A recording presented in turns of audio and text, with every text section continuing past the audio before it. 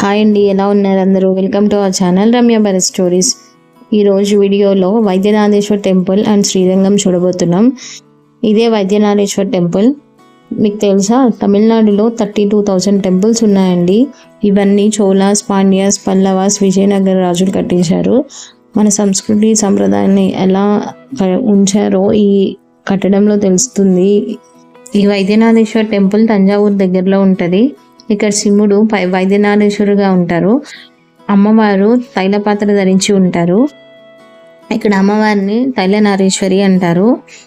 ఎటువంటి రోగాలున్నా ఇక్కడ నయమవుతారని ఇక్కడ వారు నమ్ముతారు. ఇక్కడ స్వామివారిని రోగాలు నయం చేసే డాక్టర్ లాగా, అమ్మవారిని మెడిసిన్స్ తయారు చేస్తారు అని అంటారు. అందుకనే అమ్మవారిని తైలనారేశ్వరి అని, శివుడిని వైద్యనారేశ్వరుడు అని పిలుస్తారు.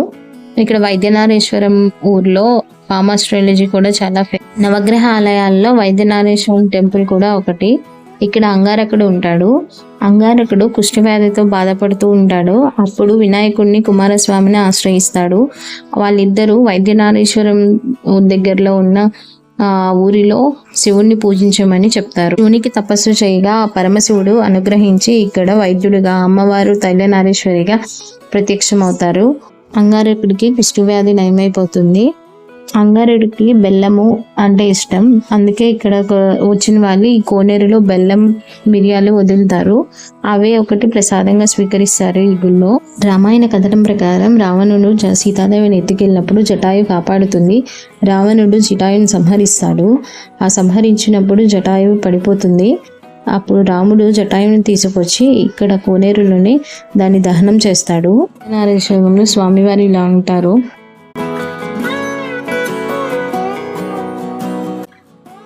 ఇదే శ్రీరంగం. ప్రపంచంలోనే అతిపెద్ద గోపురం శ్రీరంగ గోపురం. 7 ప్రాకారాలు, 237 అడుగుల ఎత్తు, 21 గోపురాలు, 150 ఎకరాల స్థలంలో ఉంటుంది ఈ ఆలయం. కావేరీ నది 2గా చీలిపోయి ఒక దీవిలా ఏర్పడిన స్థలమే ఈ శ్రీరంగపట్నం. 7 ప్రాకారాల్లోనే ఊరు మొత్తం ఉంటుంది. ఒక రాజగోపురం, 20 గోపురాలు. రాజగోపురం మాత్రం తెలుగుగా మెరుస్తూ ఉంటది. 20 గోపురాలు మొత్తం రంగులు వేసి ఉంటాయి. శ్రీరంగాన్ని భూలోక వైకుంఠం అని కూడా అంటారు.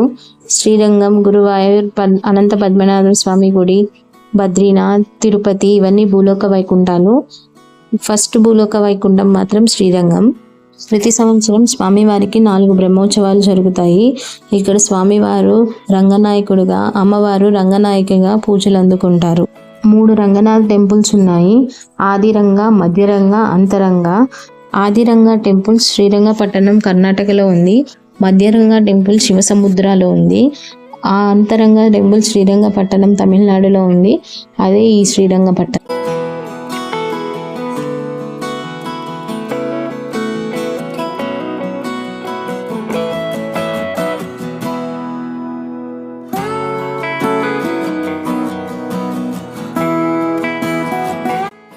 ఇదే స్వామివారి రథం ఉత్సవాల టైంలో యూజ్ చేస్తారు. ఇదే రాజగోపురం. స్వామివారి పైన ఉన్న రాజగోపురం బంగారంతో మెరిసిపోతుంది. ఇక్కడ స్వామివారిని 2 ఏనుగులతో నిద్ర లేపుతారు. పొద్దున్నే 5ంటికి 2 ఏనుగులు వస్తాయంట.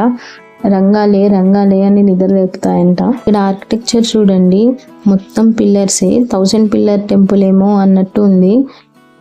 మొత్తం గుడి మొత్తం పిల్లర్స్ ఉన్నాయి. పెద్ద విశాలమైన స్థలం.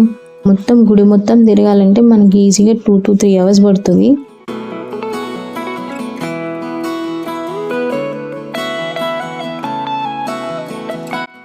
ఇక్కడ మీకు కనిపిస్తుందా పాదాలు? ఇక్కడ పద్మం మీద 5 గుంటలు, అక్కడ పైన గుంట. అక్కడ మన పాదాలు ఉంచి మన కుడి చెయ్యి 5 వేలు పద్మం పైన ఉన్న గుంట మీద పెట్టి, ఎడమ చెయ్యి బొటన వేళ్ళు అక్కడ పైన గుంట మీద పెట్టి వంగి చూస్తే మనకి 3 గోపురాలు కనిపించాలంట. అలా కనిపిస్తే మనకి ప్రాప్తం కలుగుతుందని చెప్తారు. కానీ ఇప్పుడు అలా కనిపించట్లేదు. అడ్డుగా ఒక ఇది గోడలా కట్టేశారు. అందుకని గోపురాలు ఏం కనిపించట్లేదు మనకి. ఇది నైట్ వ్యూ అండి శ్రీరంగపట్నం. నైట్ మేము వెళ్ళాము. అసలు ఎంత బాగుందో.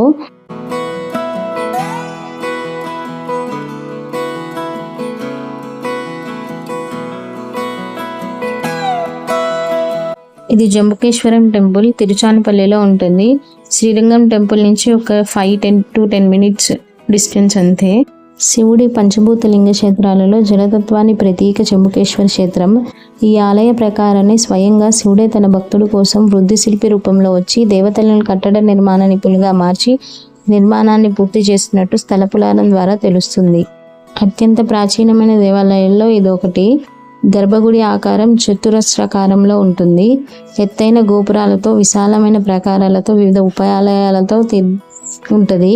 ఈ శివాలయం ప్రత్యేకత ఏమిటంటే దేవతా విగ్రహాలు ఒకదానికొకటి ఎదురుగా ఉంటాయని. ఆలయ లోపల ఇలాంటి ఏర్పాటును ఉపదేశ స్థలం అంటారు. ఇక్కడ శివపార్వతులతో పాటు బ్రహ్మ విష్ణు విగ్రహాలు కూడా ఉన్నాయి. ఆలయ గోడలపై దేవతామూర్తి విగ్రహాలు చెక్కబడ్డాయి. ఈ ఆలయం లోపల మూలకాలలో నీటి మూలకాన్ని సూచించే 5 ప్రాంగణాలు ఉన్నాయి. ఈ శివాలయానికి సంబంధించిన కథనం ప్రకారం పార్వతీదేవి ఒకసారి శివుడిని చూసి నవ్వినప్పుడు ఆ మహాదేవుడు ఆమెకు శిక్షగా భూమిపైకి వెళ్ళి తపస్సు చేయమని ఆదేశించాడు. పార్వతీ తల్లి అఖిలాండేశ్వరి రూపంలో జంబువానానికి చేరుకొని చెట్టు కింద శివలింగాన్ని తయారు చేసి పూజించడం ప్రారంభించింది. పురాణాల కథనం మహాదేవుడు పార్వతీ తపస్సుకు మెచ్చి ప్రత్యక్షమయ్యాడు. జంబుకేశ్వర ఆలయంలో శివపార్వతుల విగ్రహాలు ఒకదానికొకటి ఎదురుగా ప్రతిష్ఠించబడ్డాయి. ఈ ఆలయ ప్రాంగణంలో వివాహాలు జరగవు. ఇక్కడ పూజారులు స్త్రీలు వస్త్రాలు ధరించి జంబుకేశ్వరుని పూజిస్తాడు. ఇక్కడ కోనేరులో కూడా ఎవరు కాళ్ళు కడగడం కానీ స్నానం చేయడం కానీ చేయరు. ఇక్కడ ఎప్పుడు తేమగానే ఉంటుంది. ఈ గుడిలో కావేరీ నది ఎప్పుడు ప్రవహిస్తూ ఉంటుంది ఈ గుడిలో అని అంటారు. అక్కడ శివుడి దగ్గర కూడా కావేరీ నది పారుతూ ఉంటుంది. ఆలయ పూజారి అక్కడ మనకు చూపిస్తారు. Hope you all like this video. మీకు మా వీడియోస్ ఇన్ఫర్మేటివ్గా అనిపిస్తే please like, share and subscribe.